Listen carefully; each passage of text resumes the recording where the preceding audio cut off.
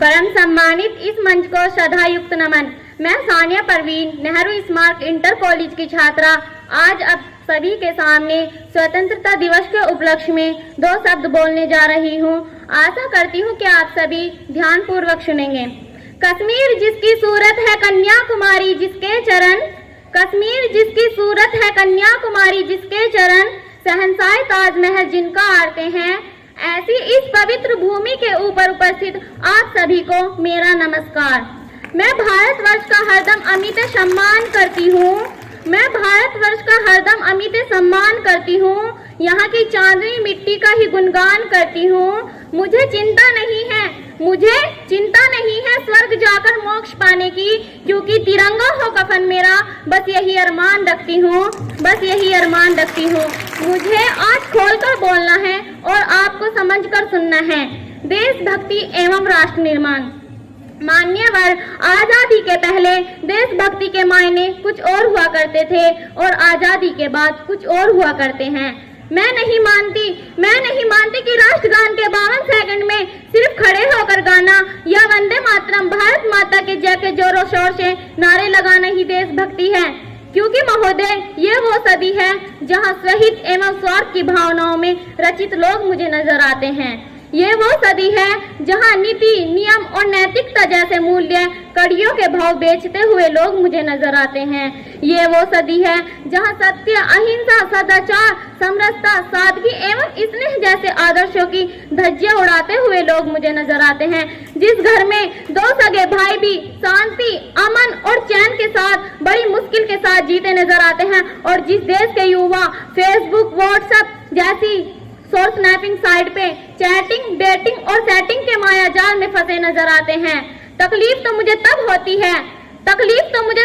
है जब आज का ये नौजवान कानों में हेडफोन लगाए तेजी से बाइक चलाते हुए ये भूल जाता है कि जिस धरती को वो रौंदते हुए जा रहा है, उसका एक एक इंच हासिल करने के लिए मेरे पूर्वजों ने खून की नदियां बहा दी थी। तकलीफ तो मुझे तब होती है जब आज का ये नौजवान, जिसके कंधों पर जिम्मेदारी थी राष्ट्र निर्माण की और समाज की आशाओं को जोड़कर रखने की, वही युवा आज मुझे पबजी गेम में डूबा और शराब में भीगा हुआ नजर आ रहा है।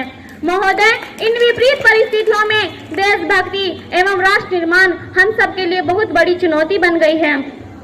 केवल सेना में भर्ती होकर वीर सिपाही बनना देशभक्ति नहीं होता। केवल सेना में भर्ती होकर वीर सिपाही बनना देशभक्ति नहीं होता। आजादी के पहले बात कुछ और थी।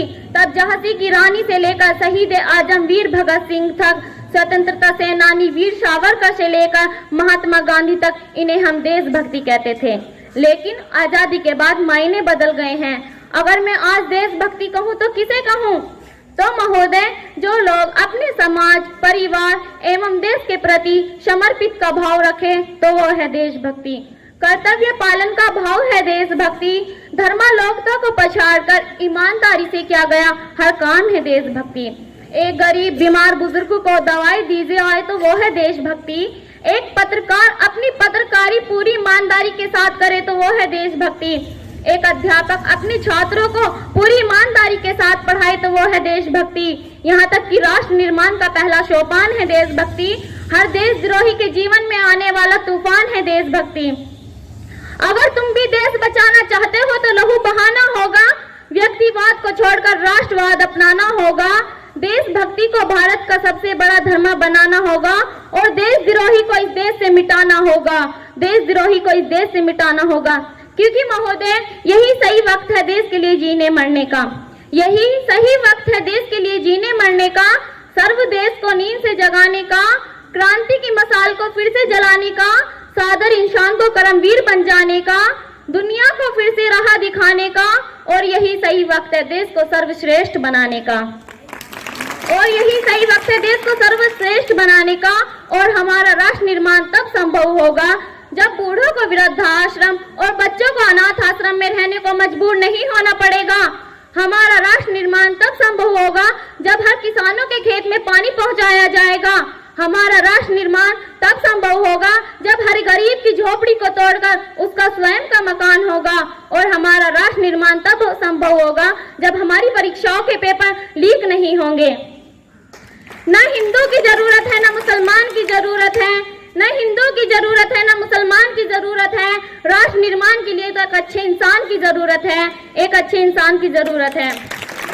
अंतिम की 4 लाइनों के साथ अपना स्थान ग्रहण करना चाहूंगी। हम आजाद हैं, आजादी कभी छीनने नहीं देंगे, कि हम आजाद हैं, आजादी कभी छीनने नहीं देंगे।